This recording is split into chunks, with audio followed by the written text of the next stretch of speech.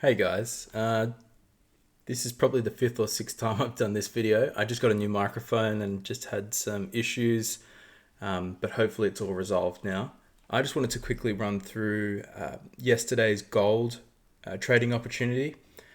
So I've pre-drawn the chart already, and the reference point or point of interest that I would have had drawn, that I did have drawn yesterday, and yeah, just want to quickly run through what I saw and see if you guys potentially caught the same trade. So let's run through it. So we can see here on the hourly time frame, we've got a low in the market, we've got a high. Price then breaks that previous low, forming the first phase of the ICC, which is the indication. Price then comes back above, which is the second phase, the correction phase, above that point of interest.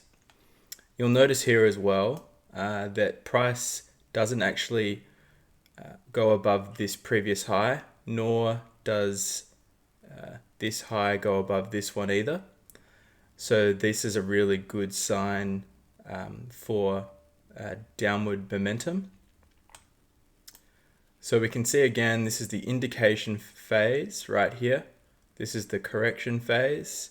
And then we're looking for the continuation phase below this level where price has the potential to be bearish.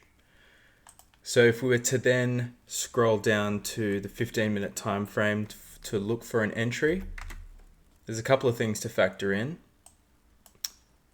So for me personally, I want to be trading the London session. And the London session starts at 3 a.m. 3 a.m. UTC -4, which is the time zone for New York. So 3 a.m. New York is the London Open. So with that in mind, I'm only looking for trades at 3 a.m. You can see here that at 3 a.m. that's where we would be looking to take the trade. But before we get to that, I just want to quickly just outline the ICC drawing here, essentially. So we can see that that's the indication on the 15-minute time frame. This is the correction on the 15-minute time frame coming above this point of interest, or the point of interest.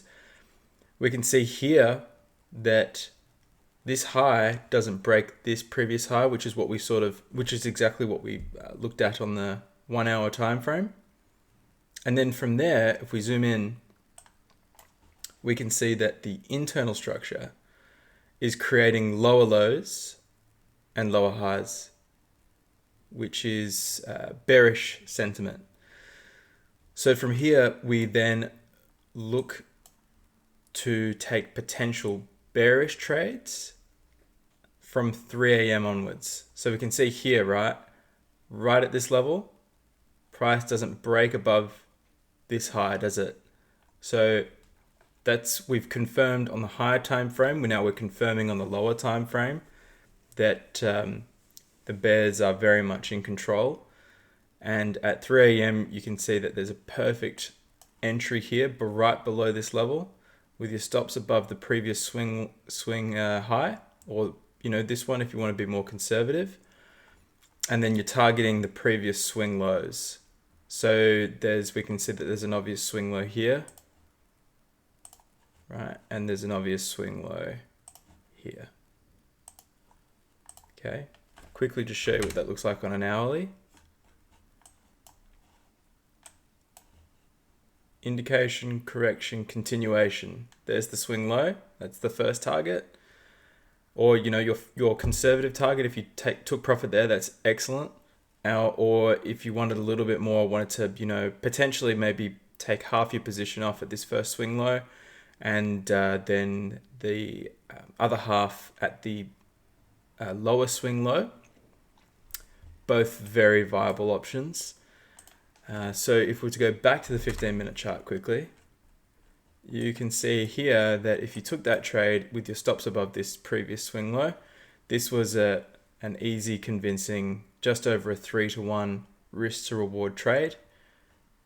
And if you targeted the previous or the lower swing low, you're looking at risk to reward of 1 to 6.5, which is excellent.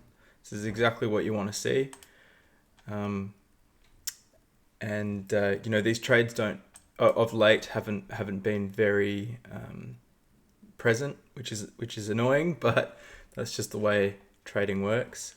Anyway, I hope you guys caught this one. Very much love to hear your opinion, any thoughts on this particular trade. Please send it through. Like, comment, subscribe. I'd be very, very appreciative. Thanks for your time, guys. Have a good night.